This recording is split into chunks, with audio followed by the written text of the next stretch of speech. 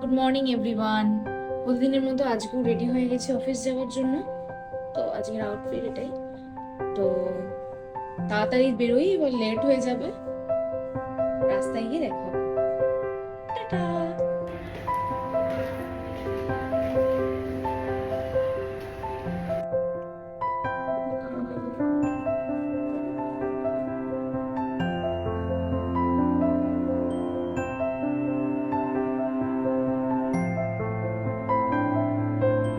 Office শেষ করেই চলে এসেছি মার্কেটে। আমার একটু মাছ নেওয়ার ছিল, আমি চিংড়ি মাছ নিচ্ছি। আর এখানে সব মাছই ছিল সামুদ্রিক, তার মধ্যে ছিল সালমান, টুনা আর অন্য মাছগুলোকে আমি চিনি না। একদিন এই মার্কেটটা ঘুরিয়ে দেখাবো কেমন কি প্রাইস এখানকার জিনিসপত্রের। আজকে বেশি সময় ছিল না, তাই বেশি ভিডিও করতে পারিনি। একদিন নিশ্চয়ই আপনাদের ভিডিও করে দেখাবো। প্রতিদিনের মতো বাড়ি চলে এসেছি। এখন একটু ব্যালকনিতে এলাম গাছে জল দিতে, মেইনলি কারণ আজকে আর বেশি টাইম নেই ব্যালকনিতে দাঁড়ানোর, রান্না বান্না আছে।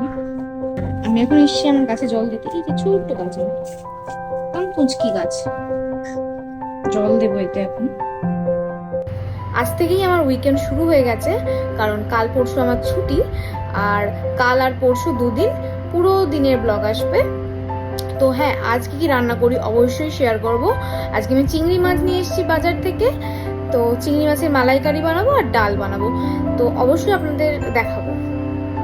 আজ আমি চিংড়ি মাছের মালাইকারিতে এই কোকোনাট মিল্কটা ইউজ করব।